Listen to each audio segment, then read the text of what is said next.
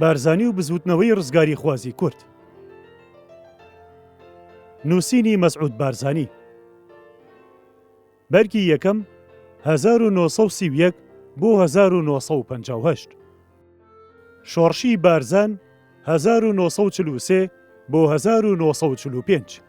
کتێبی دووەم 1943 بۆ 1945.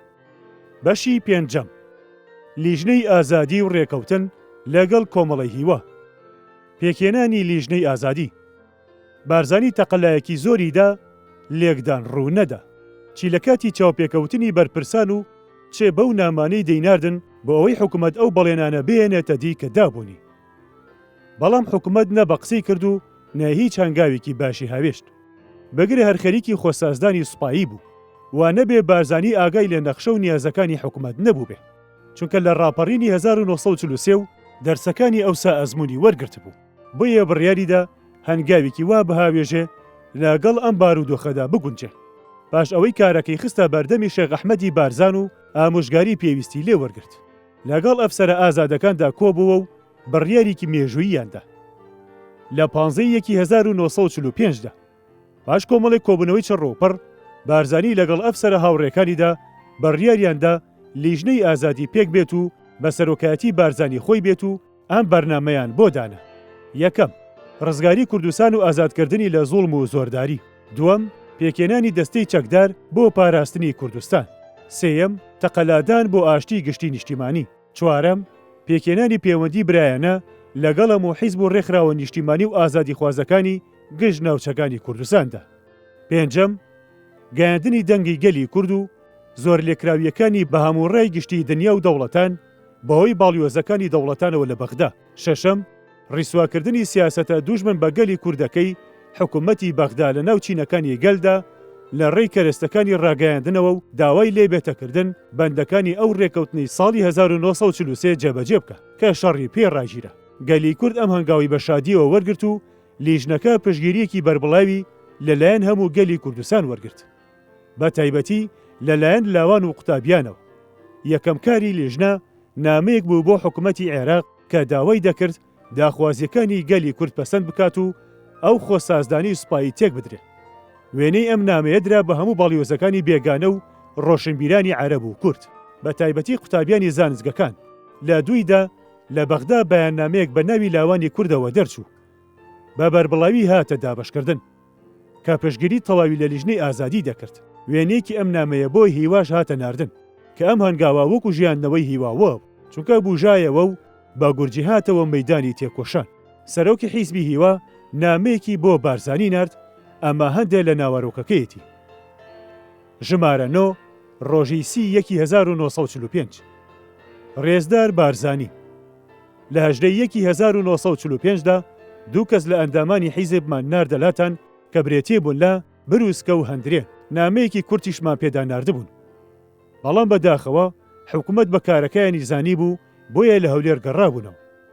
مەبەستمان لە پەیوەندی پێوەکردتان ئەوەیە لە پاشە ڕۆژدا بە بایەخێکی پتر بڕوان لە بەرنامەکانی هیوا.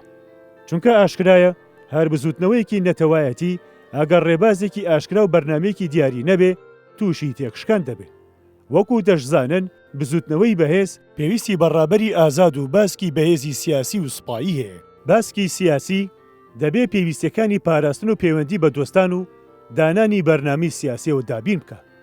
بەڵام باسکی سوپایی لە سەرێتی بەهێزی چەک مافەکانی گەل بپارێزێ و لە چنگی دوژمنانی بهێنێتە دەر.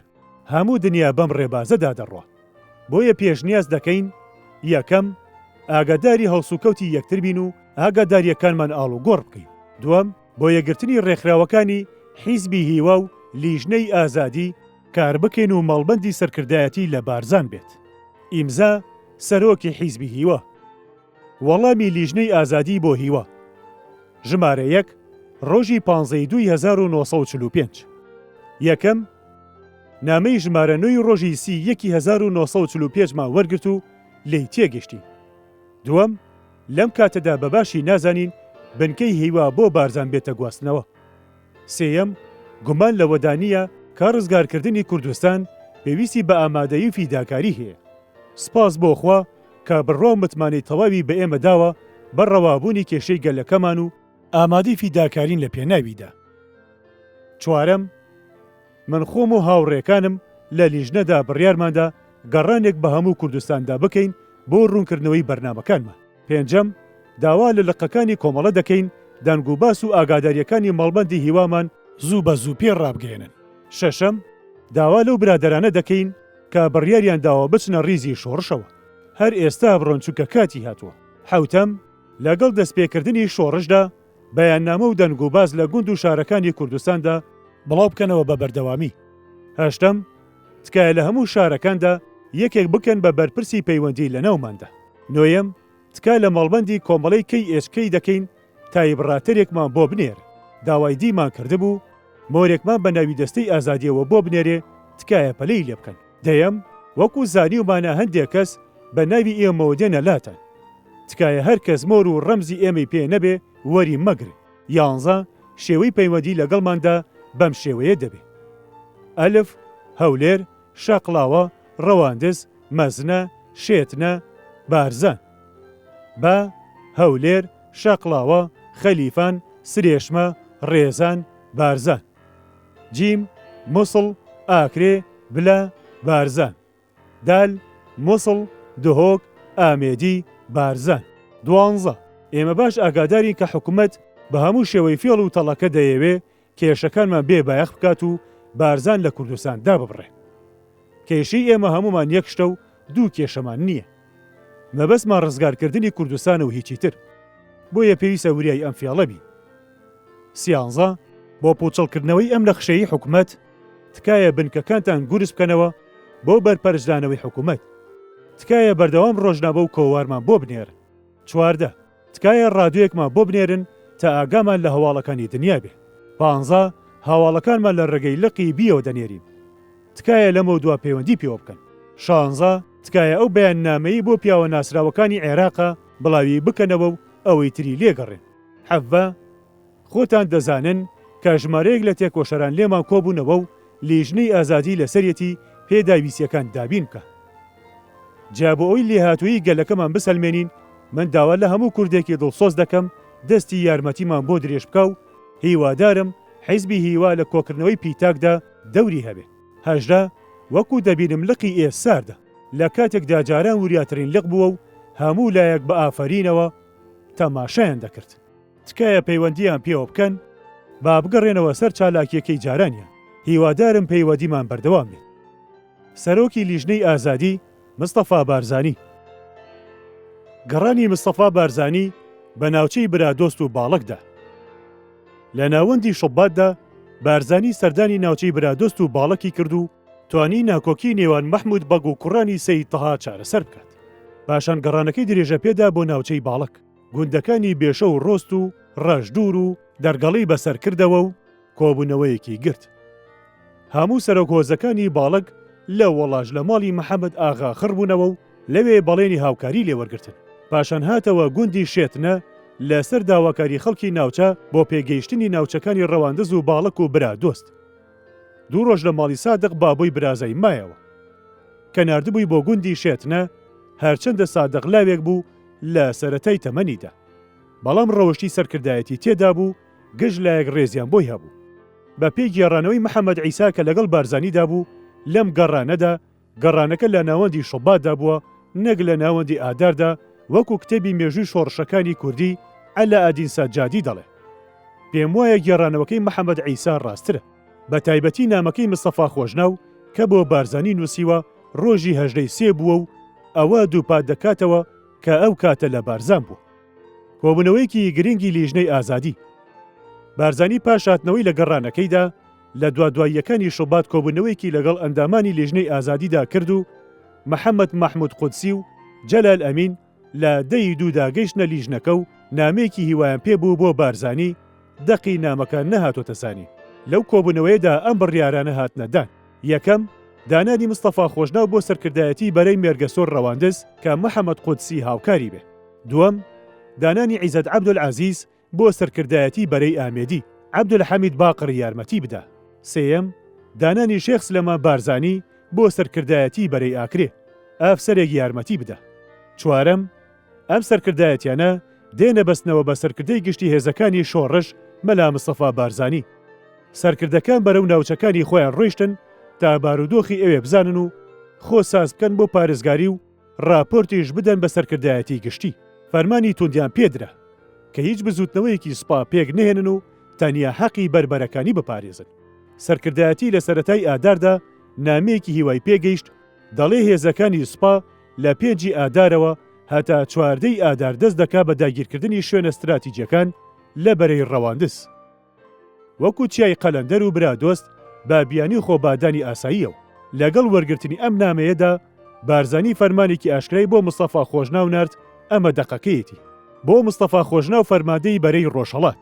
یەکەم، بە پێی زانیاری تەواوی ئێمە هێزەکانی سوپا لە ڕەواندز بابیانی خۆبادانی ئاساییەوە لە 4 ئاداردا تا 15 چوار شوێنە استراتیجیەکانی ناوچەکەتان داگیر دەکەن و ئەم هێزانە تێیدا بەشدار دەبن.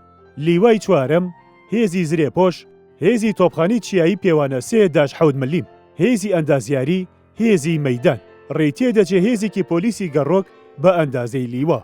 دووەم، پێویستە نەهێڵن ئەم نەخشەیە بە هەر ناوێکەوە بێتە جێبەجێکردن. دەسەڵاتتان دەدەینێ چی پێویستە بیکەن بۆ پاراستنی ناوچە. وامان پێ باشە وریاکەرەوەیەک بدەن بە فەرماندەی سوپای ناوچەی ڕەواندز و لە ئەنجامی ئەم کاری وریا بکەنەوە. سێەم، هەرجەم و جۆڵێکی سوپا بیکە ئێوە دەست بەجێ مێرگە سۆر داگیر بکەن. چوارەم، نابێ هێزەکانتان بە زۆری لە یەکجێدا کۆ ببنەوە تا بەهۆی تۆپ و هێزی هەواییەوە تووشی زیان نەبن.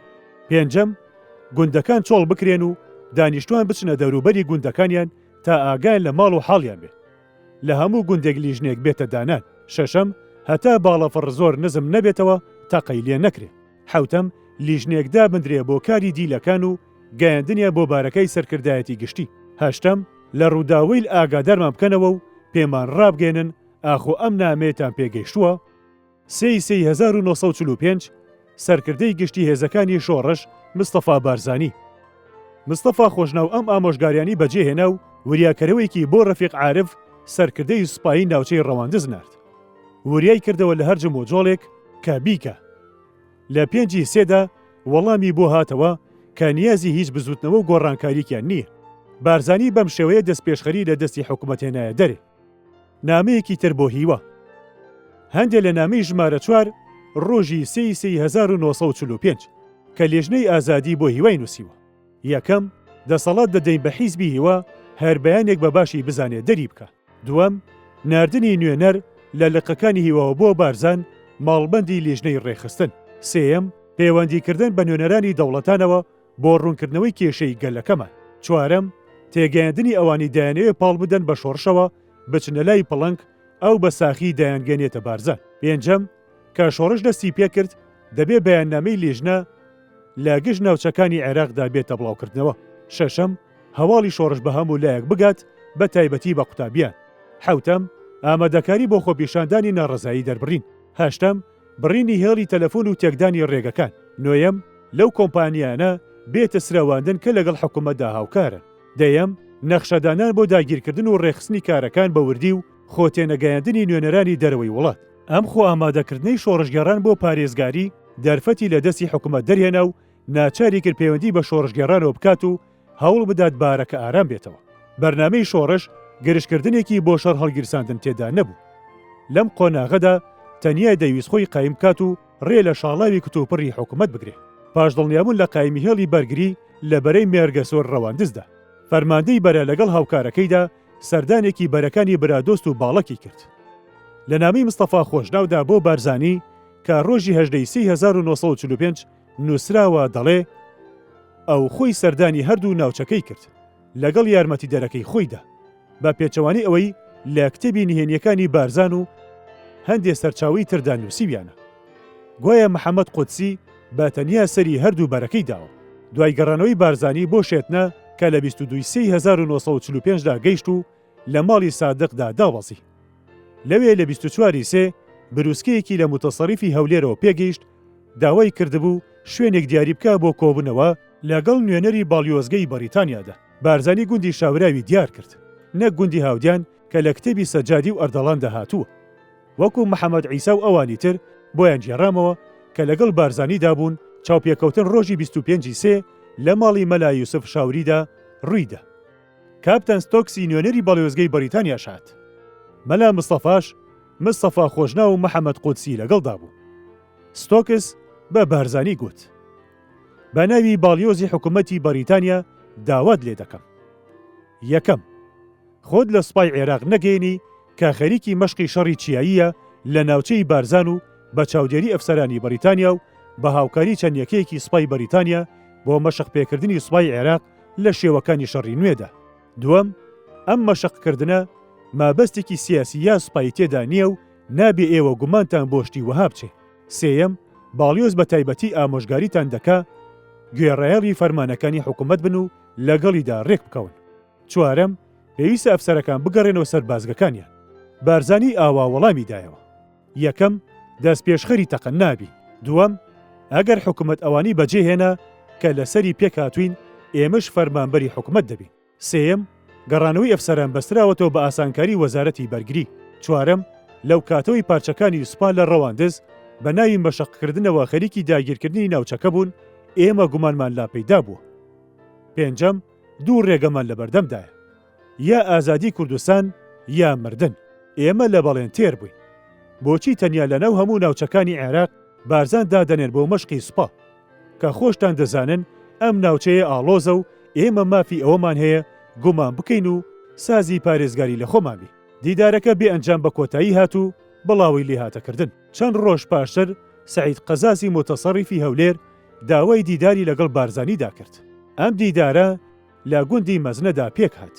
متەسەڕیف بەڕێوەبەری پۆلیسی لێواشی لەگەڵدا بوو. ئەوان هەمان خاڵەکانی ستۆکسیان دووپات کردەوە و هەمان وەڵامیان وەرگتەوە بێ ئەوەی بگەنە هیچ ئامانجێک.